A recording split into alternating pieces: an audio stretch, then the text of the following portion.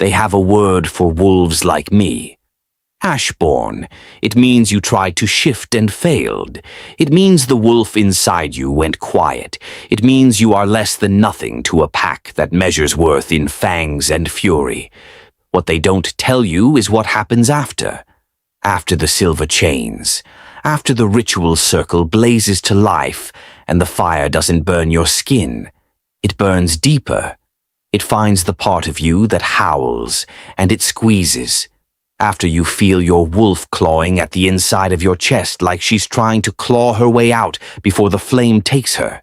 After you hear her scream, and after the one person in this world who was supposed to be yours, your mate, stands 12 feet away with his arms at his sides, watching, not moving, not stopping it. I survived that night. I walked out of that pack's territory with ash on my tongue, and silence where my wolf used to be. And I want you to understand something before this story goes any further. That was the worst mistake Alpha Dravik ever made. Not burning me, letting me live. If you love werewolf romance about betrayal, survival, and reclaiming yourself, stay with me. Subscribe so you don't miss a single chapter. This story is just beginning. The chains were silver-threaded rope, thin enough to look ceremonial. They weren't. I had been standing in the ritual circle for 6 hours before Alpha Dravik spoke. The whole pack was there, 43 wolves arranged in a perfect crescent, their faces lit orange by the torchlight. Some of them I had fed during the hollow winter 3 years ago, when the deer population collapsed and the Alpha refused to trade with the human settlements because it would show weakness. I had gone behind his back, traded my own winter stores, my own, earned with my own hands, for grain and dried meat, and brought it to the families with children. 43 wolves, and none of them moved. Lyra of the Iron Ridge Pack, Dravik said. His voice carried the particular flatness of a man who has rehearsed cruelty until it feels natural.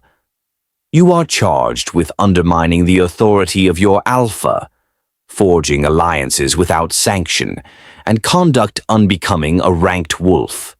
What he meant, you made me look weak, and I cannot forgive that. I didn't look at him. I looked at Rael. My mate stood at Dravik's right shoulder, where he always stood, where he had stood since he was 17 years old and first caught the Alpha's attention. He was tall. He was beautiful.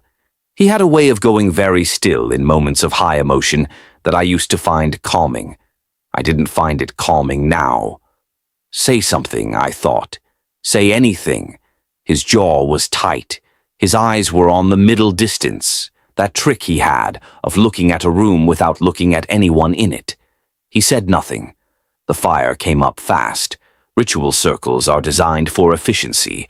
There's nothing theatrical about a pack burning out one of their own.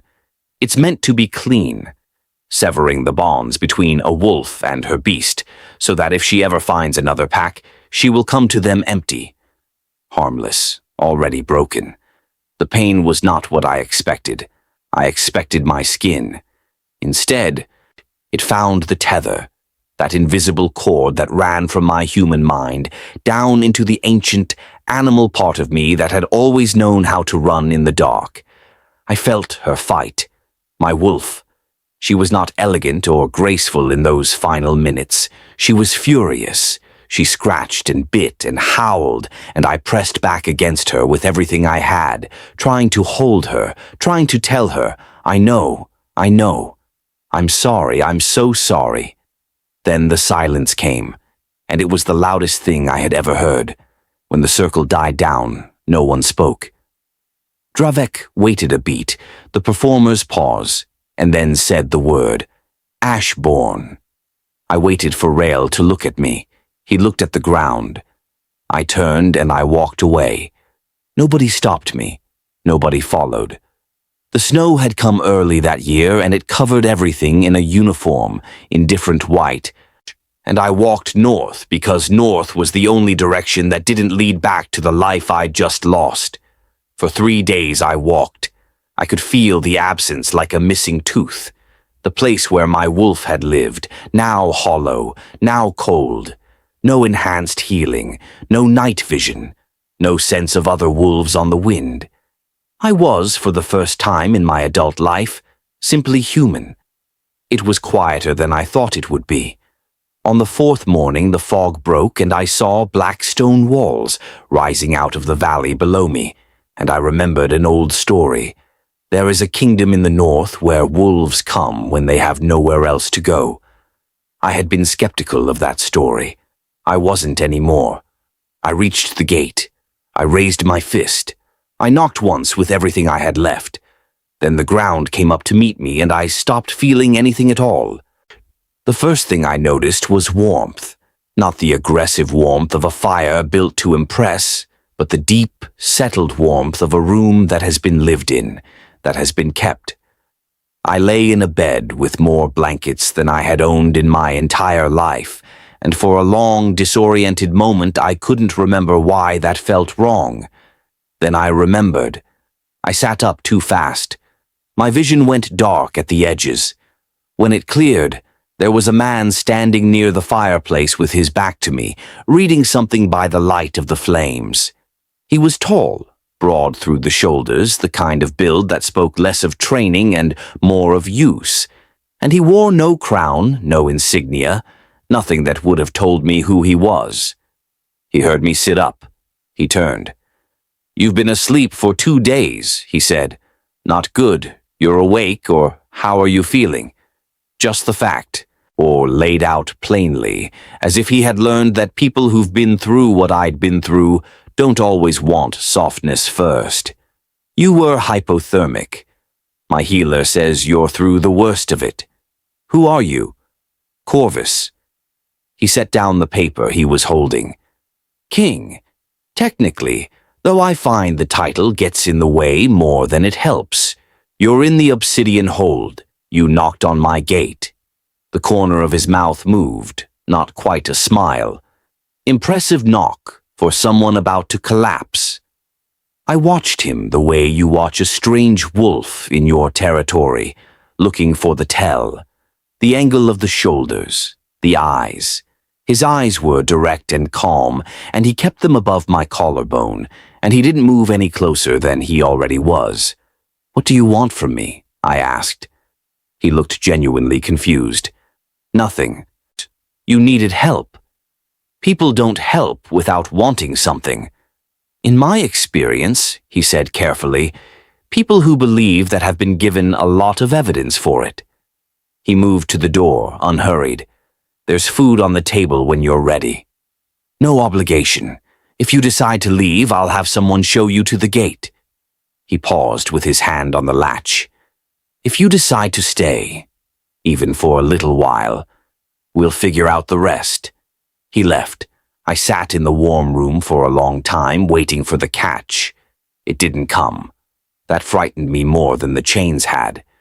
There was a training yard in the eastern courtyard, open to the sky, and I found it on my third morning at the hold, the way you find things when you can't sleep and you need to put your body somewhere useful. I expected to be alone. Corvus was already there. He was working through a series of forms, not the flashy, performance-oriented combat styles that pack warriors favored, but something slower, more considered. The kind of training that looks quiet until you realize how much force is coiled inside it. He saw me. He didn't stop. I found an open patch of ground and started my own warm-up, the same sequence I'd run every morning since I was 12 years old, and it felt strange and flat and wrong without the wolf underneath it, without that low hum of instinct that used to sharpen everything. "You're compensating on your left side," he said after a while. I stopped. "I'm what?" "Left shoulder. You're holding it slightly back. Protective posture. Like you're guarding something that used to be there." The silence that followed was careful. "My wolf," I said finally. "They burned her out of me." "I know." He said it without pity, which was the only way I could have heard it. "I've seen it before. Not often. It's a brutal thing to do to someone. It's legal in most packs." Legal and right aren't the same thing. I looked at him. He was watching me with that same direct, unhurried attention, not studying me, not cataloging me, just present in a way that was very hard to look away from. I don't know who I am without her, I said. I hadn't meant to say it out loud. He was quiet for a moment. Then, "That's an honest thing to say. Most people spend years not saying it." He turned back to his forms. "You're still fast, still precise. Whatever they took, they didn't take that." I looked down at my hands. They were my hands. They had always been my hands. That night, for the first time since the ritual, I felt something in the hollow place. Not my wolf, not yet. Just warmth, a single tentative ember. I didn't dare breathe on it. The hold's healer was named Aluldra, and she had the particular quality of someone who had spent so many years listening to people's worst moments that she had learned to make silence feel like an embrace.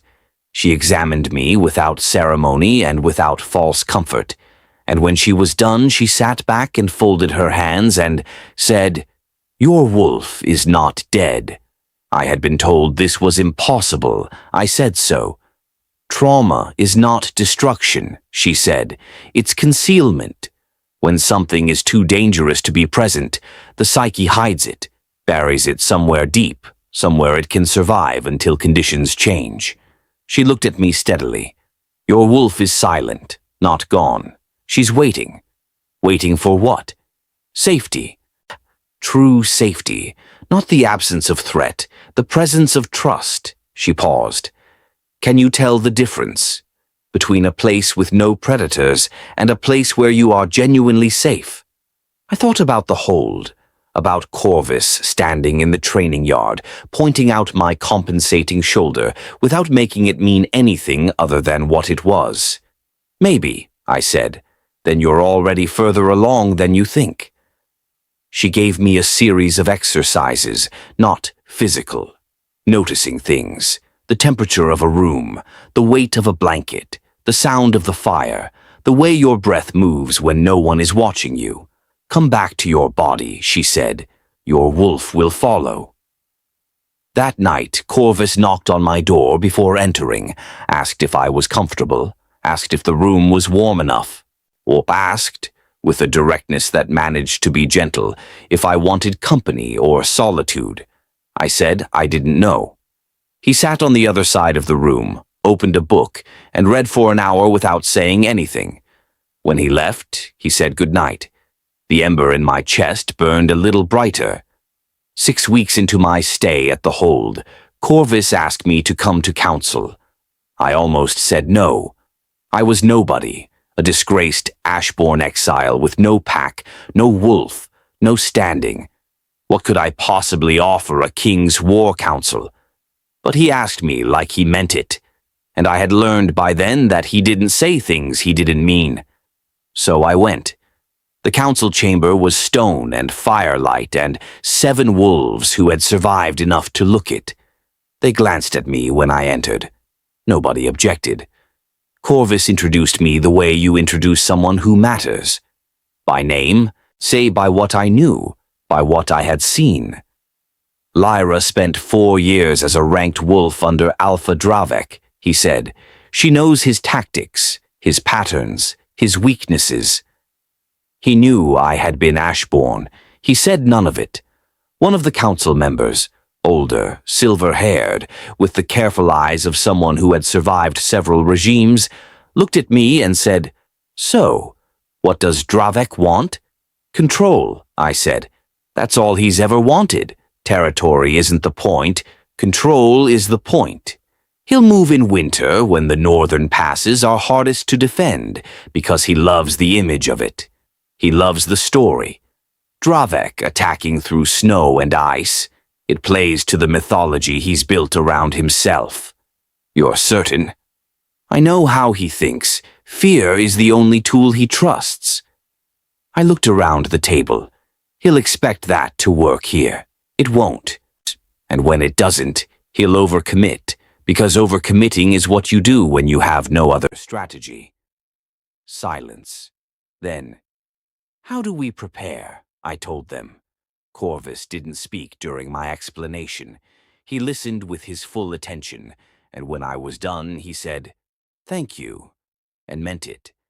I had been thanked by people who wanted something from me before. This felt different. The ember became a small, steady flame.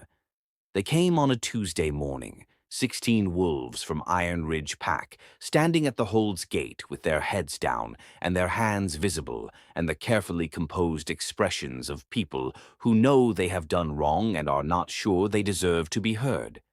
I recognized all of them. Corvus let me stand at the gate when they were brought in. I don't know if he planned it that way or if he understood, somehow, that I needed to see this. The one who spoke first was Sarah, young, maybe 20, with her brother's hand in hers. She had been 12 during the hollow winter. I had brought food to her family. She looked at me and said, "We were wrong." "I know," I said. "We were scared of him. That's not an excuse, but it's—" She stopped, steadied herself. "It's true. I know that too."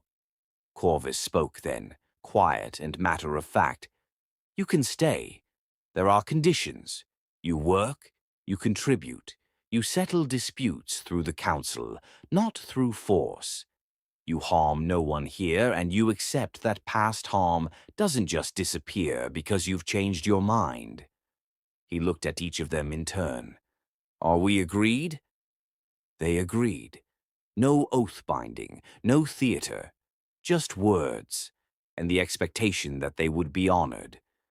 That night I stood on the wall and watched the wolves from Iron Ridge settle into the hold's eastern quarters, and I thought about the difference between power that is maintained through fear and power that is maintained through deserving it. One is always one bad harvest away from collapse. The other just keeps growing. Winter came hard and early, the way Dravek liked. I heard them before I saw them.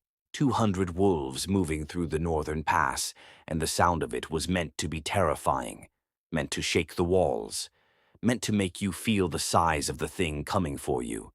I stood on the gate tower beside Corvus, and I watched them come, and I felt, to my own surprise, almost nothing. Not nothing. Something quieter, something that had settled. Dravek raised his hand and his column stopped at the tree line. He was still beautiful in that cold, architectural way, designed to look like authority, like inevitability. He had spent 30 years becoming the most frightening thing in any room he entered. He looked up at the wall. He found me. I watched his expression change. "Lyra." His voice carried easily across the snow. "You've caused me a great deal of inconvenience." "You burned my wolf alive," I said. "I don't have much sympathy for your inconvenience." Behind him, the column shifted, that ripple that goes through an army when the ground changes under their feet. And then Rael stepped forward. He looked older, or maybe I had just forgotten what he looked like when he wasn't performing steadiness. "Lyra," he said, and his voice had something in it that might have been grief. "I come home." The word landed and I let myself feel it, the full weight of what it would have meant 6 months ago, the life I had believed in, the mate bond, the future I had drawn in my head 100 times. Then I let it go. "I am home," I said. Something happened in my chest, not the ember, something older, something below the ember. A heat I recognized the way you recognize a smell from childhood. My wolf. She came back like a tide, not the thin, desperate thing she'd been in those last minutes of the ritual, but something older and larger and profoundly, fiercely whole. The pain was enormous. I had been warned that the return was painful, and I had thought I was prepared. I was not prepared. I shifted between one heartbeat and the next. Silver gray, larger than I had been before. Corvus told me later that the wolves on the wall stepped back, not from fear, but from something closer to awe. I landed on 4 paws, and I breathed the winter air, and I could smell everything. The fear in Dravek's front line, the pine trees, the particular cold metal smell of the snow, and underneath it all, the hold, warm stone and wood smoke, and the people I had learned to trust. Home, my wolf agreed. Dravek's column held for 30 seconds. Then it broke. Rail found me after in the courtyard, when I had shifted back and was sitting against the wall with my knees pulled up, and my wolf still humming underneath my skin, like a song I had almost forgotten. He was alone. He had his hands open, away from his body, the posture of someone who wants to look harmless and doesn't quite know how. "I want to explain," he said. "You don't have to." "I want to." He sat down a few feet away on the cold ground and looked at his own hands. I thought, if I intervened, if I stood against Dravek publicly, he'd have had a reason to come after both of us. I thought staying quiet was... He stopped. "Protecting me?" He looked up. "I considered that," I said. "I spent a lot of nights considering it. Whether you had a plan, I couldn't see. Whether you were waiting for the right moment." I looked at him steadily, and then I realized it didn't matter. "Lyra, a mate who watches you burn and calls it protection," I said, "is not protecting you. He's protecting himself and using you as the reason." I said it without anger. I had burned through the anger somewhere in the first month at the hold. What was left was something cleaner. "I don't think you're a bad person, Rail. Oh, I think you were scared. But I needed someone who would choose me even when it cost them something." He was quiet for a long moment. "I'm sorry," he said finally. And I believed him. "I know," I said. When he reached for my hand, I stood up. Not cruelly, just the truth of it.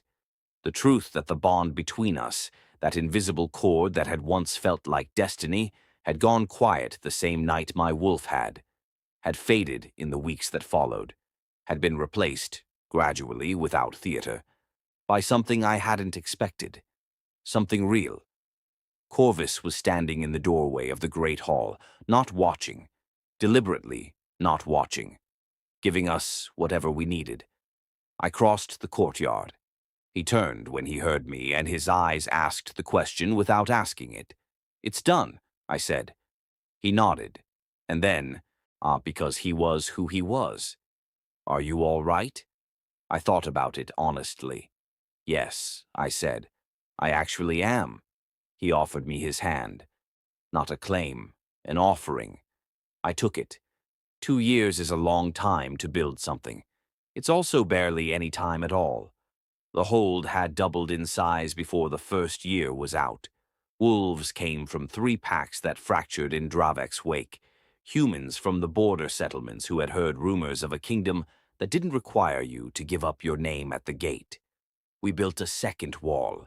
We built a school. We built a council chamber large enough to hold everyone who wanted a say. And then we held sessions that sometimes went 4 hours, because it turned out, when you tell people their voice matters, they use it.